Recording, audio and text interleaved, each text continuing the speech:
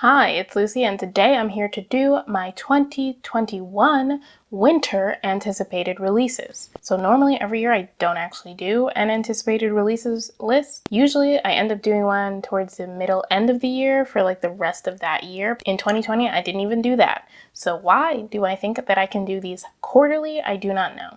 But that is the plan. So yeah, we're going to be talking about my winter anticipated releases list. This is for the first 3 months of the year, January, February, and March, the months that compile winter. There are no December releases in this video because those are 2020 releases, okay? These books are in order of release date. These are not all the books that I'm excited for being released in 2021, but these are some of them and some that I just want to make sure get known. So I think that's it for the intro. So let's just get straight into the books. So the first book that I'm excited for is Concrete Rose by Angie Thomas. If you haven't heard of this, I don't know what rock you've been living under. This comes out on January 12th. This is Angie Thomas's third book. Obviously, she is well known because she wrote The Hate U Give. This book is kind of a prequel to The Hate U Give, as it follows the main character of The Hate U Give, Star's father, when he was 17. His name is Maverick, and he was actually the son of a former gang lord. When his mom is having trouble, he starts helping out his family in the only way he knows how, by joining a gang and selling drugs. However, when his girlfriend gets pregnant and has his son 7, and juggling the care of his child, school, and selling drugs is becoming too much, Maverick decides he needs to try and go straight, and he gets an offer that he can't refuse. However, as you might guess, it's not so easy to leave a gang, especially the King Lords, and so we follow him as he tries to figure out for himself what it means to be a man.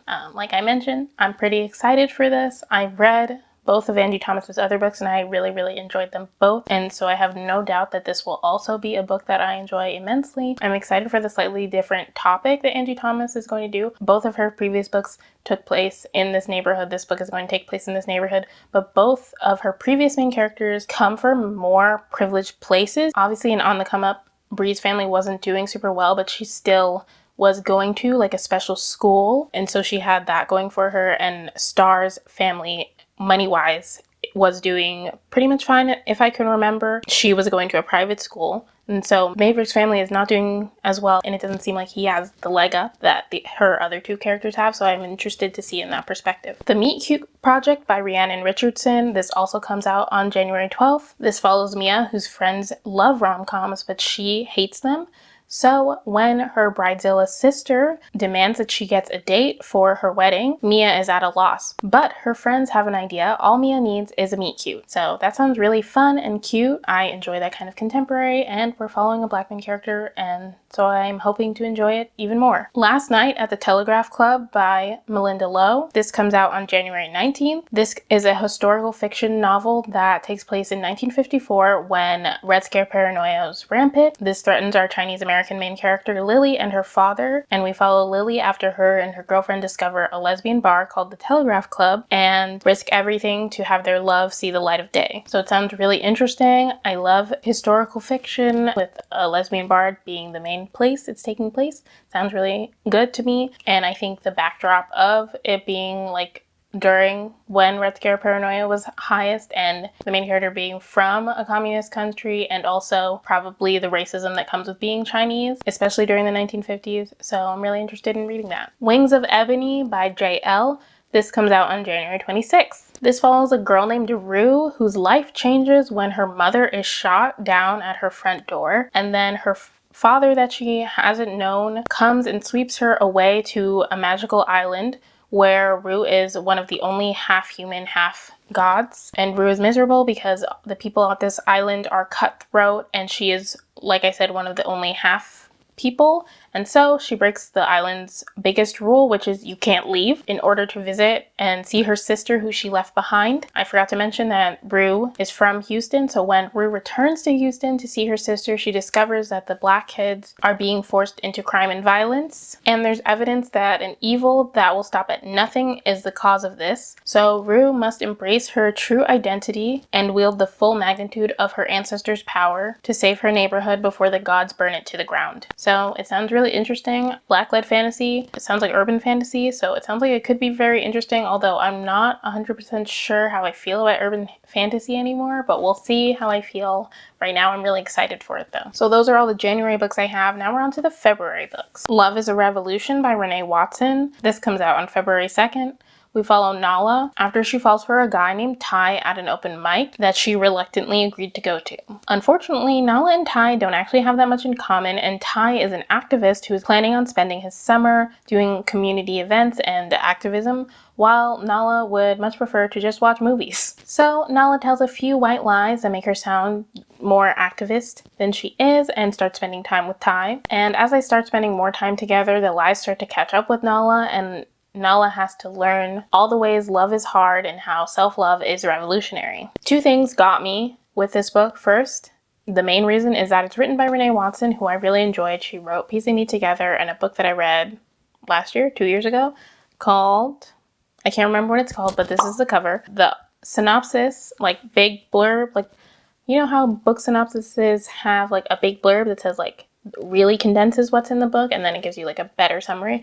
The big blurb says, I'm going to read it to you. In Love is a Revolution, plus-size girls are beautiful and get the attention of the hot guys. The popular girl clique is not shallow but has strong convictions and substance, and the ultimate love story is not only about romance but about how to show radical love to the people in your life, including to yourself. So that also got me. I thought that was really good. Next, we have The Project by Courtney Summers. This comes out on February 2nd. This is Courtney Summers' newest book.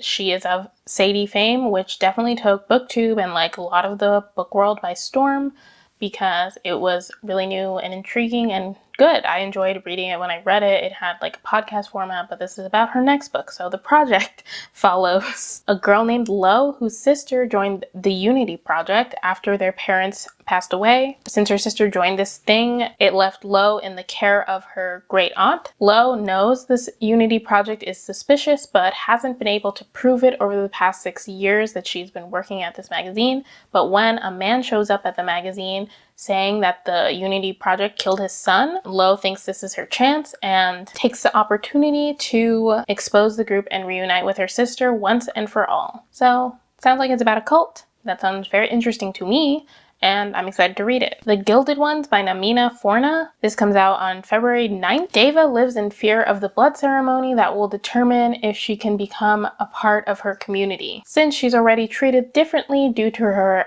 unusual intuition, when the bloodletting ceremony comes and she bleeds gold instead of red, Deva is prepared to face a consequence worse than death until a mysterious woman comes to her with a means of escape. She can leave and fight for the emperor in an army of girls just like her, girls called Alaki, who are near immortal with rare gifts. Deva decides to leave the only life she's ever known to join these girls, but as she journeys to the capital to train for the biggest battle of her life, she will discover that the Great Walled City holds many surprises. Nothing and no one are quite what they seem to be, including Deva herself. This was supposed to come out last year, so you might have seen it around, getting some hype, and I think a bunch of people got ARCs before they pushed back the date, so I don't know if anyone's read it. I actually haven't heard anything about it other than, you know, like the hype before people read it, but it sounds really interesting to me. I'm always on the lookout for new fantasy by Black authors, and this sounds really good and interesting. Also, look at the cover. It is so pretty. Look at it. Are you looking? You better be looking. A Shot at Normal by Marissa Reichart. This comes out on February 16th. We follow Juniper, whose parents are self-proclaimed hippies. This means no plastic, no cell phones, and no vaccines. When Juniper contracts the measles and unknowingly passes it along with tragic consequences, Juniper resolves to get vaccinated. But when her parents say no, Juniper decides that she's going the legal route and retains a lawyer so that she can sue her parents for the ability to get vaccinated. When I saw the synopsis of this, I thought it was really interesting. It is definitely very timely. We don't got to talk about that, but even before this year, anti-vax things were on the rise. So yeah, this is definitely very timely. And I also was wondering about why she would need to sue. And apparently this is obviously US centric because I think it's mostly America that's like vaccines don't work. We'll talk about that at a later time.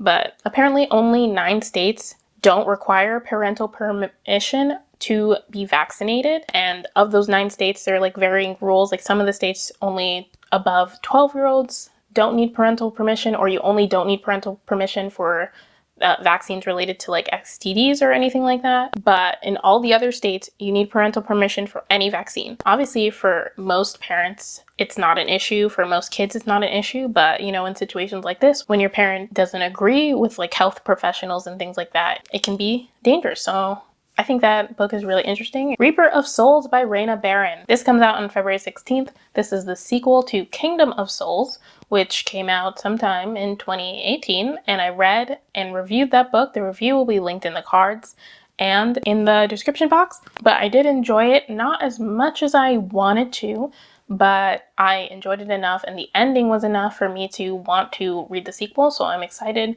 to be getting my hands on the sequel, to seeing how it goes on from there. And a brief synopsis of Kingdom of Souls, I definitely do a better synopsis in that review video, so definitely check it out, self-promo. We follow Ara, who desperately wants magic, as she is the daughter of two very powerful witch doctors. However, every year she attends the like magic coming in ceremony and she doesn't get magic. But when children in her kingdom start to disappear, Ara really wants to find out what's going on, so she goes through the only way that you can get magic without innately having it, and that is trading years of your life. So she does it, and she finds out that the Demon King is actually coming back and that there's more to what's going on than she originally thought. Honey Girl by Morgan Rogers. This comes out on February 23rd. We follow 28-year-old Grace, who just got her PhD, and in celebration, she decides to go on a girls' trip to Vegas. But while she's on that Vegas, she drunkenly marries a girl whose name she doesn't even know.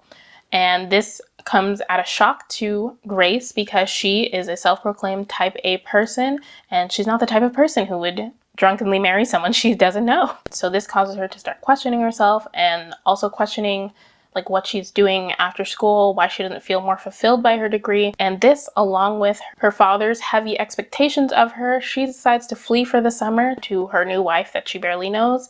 And they spend the summer in New York when she's from Portland, and she falls fast and hard for her new wife. But Grace realizes that she can't live in this fantasy forever, and she must face what she's been running from all along. This is an adult book, if you couldn't guess by the age of the protagonist, and so I'm intrigued by that. And it just sounds fun. Also, look at this cover. Look at it. Come on. Like Home by Louise Onome. This comes out on February 23rd. Chanello loves her community, Ginger East, but it isn't what it used to be. After a deadly incident, most of her friends end up moving away, except for Kate, her best friend. But when Kate's parents' corner store is vandalized, the police and the media are quick to point fingers, and soon more of the outside world descends on Ginger East in order to fix it. Worse yet, Kate is acting strange. She's pushing Chanello away at the exact moment when they need each other most, and Nello's entire world is morphing into something she hates, and she must figure out how to get everything back on track or risk losing everything and everyone she loves. Okay, we're at the home stretch. We're in March now. The first book that I'm looking forward to is I Think I Love You by Ariane Desombre. This comes out on March 2nd, and this is, I think, the blurb on Goodreads. Arch nemesis Emma, a die-hard romantic, and more practical-minded Sophia find themselves competing against one another for a coveted first prize trip to a film festival in Los Angeles. What happens if their rivalry turns into a romance? And so, if that doesn't get you, I don't know what will. I love Hate to Love. This sounds great. Love it. I'm excited. Also, sorry if you can hear the people outside playing music for some reason I don't understand. Hopefully I'm louder than them. When We Were Infinite by Kelly Loy Gilbert. This comes out on March 9th. All Beth wants is for her tight circle of friends to stay together. With her family splintered and her future a question mark, these friends are all she has, even if she sometimes wonders if she truly fits in with them. Besides, she's certain that she'll never be able to tell one of the guys how she really feels about him, so in this case, friendship must be enough. But when Beth witnesses a private act of violence in his home and the whole group is shaken, Beth and her friends make a pact to protect him no matter what. But even their fierce loyalty isn't enough to stop him from making a life-altering choice, so Beth must decide how far she's willing to go for him. So I'm really excited about this because Kelly Loy Gilbert's previous book is Picture Us in the Light, which was one of my favorite books that I read that year. I loved it so much, and I'm really due for a reread of that, but I'm really excited to see what her next book will be like, what it will cover. Hopefully it's just as lyrically beautiful, and yeah, so I'm excited for that. The Way Madness Lies, edited by Dahlia Adler. This comes out on March 16th, and this is a short story collection with a focus on each of the stories being like a Shakespeare retelling. Honestly, I've only read Hamlet of Shakespeare's plays. I have not read any of the other ones, I know. Is it blasphemous? I kind of want to read not Much Ado About Nothing. A Midsummer Night's Dream? I don't know. But yeah, I only read Hamlet because that's what no, I didn't read Hamlet. I read Macbeth. I always confuse them. I don't know why. I read Macbeth, though, for school. Sorry about that. But yeah, I definitely read Macbeth. And that was the only one. That was the only Shakespeare play we were required to read, so it was the only one I read. But I do love a retelling, and some of the authors that I'm excited for in this collection are Ibby Zaboy, Patrice Caldwell, and Anna Marie Mecklemore. So I'm excited to see those authors and the other authors in the collection put their own spin on Shakespeare stories. I know the gist of most of them, so it's fine. Our Last Echoes by Kate Alice Marshall. This comes out on March 16th. Sophia's first memory is of drowning and her mother pulling her to safety before she disappears forever. But everyone tells her that memory is wrong because her mother died in a hospital nowhere near the ocean. But when a series of clues leads Sophia to a summer internship at the Landon Aviation Research Center where her mother worked before she died, this leads her to meet Abby, who's following a mystery of her own. People have been disappearing from the island the center is on for decades, and Abby wants to know what's going on. And so Sophia vows to dig up the truth no matter how many lies she has to tell along the way, even if it leads her to a truth she may not want to face. So the synopsis of that isn't really what got me intrigued. As I was reading the synopsis for like the third time, I was like, why did I have this on my list? But the thing that has me intrigued is that this is told in an eerie collection of found documents and written confessionals. And I love anything that's told in an alternative format. So I'm really intrigued by that. And also it sounds like a good format for the kind of story it is. Like, it's a mystery. But also in the comments, let me know if you know of any other books that are written in alternative format. Let me know, because I want to read more of them. I don't read enough. I've already read Illuminate and Night Film, so don't recommend those. But anything else, I'm down for. She's Too Pretty to Burn by Wendy Hurd. This comes out on March 30th. I'm going to read you the Goodreads blurb once again. The summer is winding down in San Diego. Veronica is bored, caustically charismatic, and uninspired in her photography. Nico is insatiable, subversive, and obsessed with chaotic performance art. They're artists first, best friends second. But that was before Mick. Delicate, lonely, magnetic Mick, the perfect subject and Veronica's dream girl. The days are long and hot, full of adventure, and soon they are falling in love. Falling so hard, they never imagine what comes next. 1 fire, 2 murders, 3 drowning bodies, 1 suspect, 1 stalker. This is a summer they won't survive. I had to read that because there's no way I could put that in my own words. But also, what really nailed this as an anticipated release for me is that this is apparently a retelling of The Picture of Dorian Gray. So that sounds really interesting. I don't really understand how that synopsis fits in that, but I'm down for it. And the last and final book that I'm anticipating for the winter of 2021, which is, it's not really the last book because there are other books that I'm excited for that just didn't make it in the video. Anyway, I don't need to do that. Rule of Wolves by Leigh Bardugo. So this is the second book in the Nikolai duology. Did it ever get a better name? I don't know, but it's the sequel to King of Scars, which is the sequel to the Grisha trilogy and the Six of Crows duology. If you've been on my channel for a while, you know that I love the Six of Crows duology, and I think the Grisha trilogy walked so Six of Crows could run, so I enjoyed that as well. Enjoyed King of Scars less. I don't think I was as harsh as I should have been when I originally reviewed it last year, because I was just so excited to like get to it. But yeah, the longer we get away from it, the more I'm like, As I was planning this video, I got an email because I'm on Leigh Bardugo's email list, and she was like, it comes out at the end of March. So it got tacked on to the end of this list. I'm excited for it. There's no real reason to give a synopsis. I am thinking about rereading the entire series up to this point. I'm unsure if I'm going to do it because that's a lot of books. But if I do reread it, I do want to do like spoilery reading vlogs. So let me know if you'd be interested in spoilery reading vlogs of the Grisha trilogy and the Six of Crows duology and King of Scars. Wow, thinking about doing that? Wow, that's an undertaking, but I might do it. We'll see. Those are all the books that I have to talk about today. Thank you so much for watching. If you like this video, please be sure to give it a thumbs up. In the comments down below, let me know what is one of your most anticipated releases for next year, for just the winter of next year, for all of next year. It doesn't matter to me. Let me know. Also in the comments down below, leave me a party hat emoji, because, you know, New Year is a party, even though Will 2021 be a party? I don't know, but let's pretend. Give me a party hat emoji. If you haven't already, follow me on all my social media. I have Twitter, Goodreads, and Instagram, where you can see pictures of my cat. If you haven't already, subscribe to my channel, as I make more videos where I talk about books, and hit the notification bell so that you can be notified whenever I post a video. Again, thank you so much for watching. I'll see you in my next video. Bye!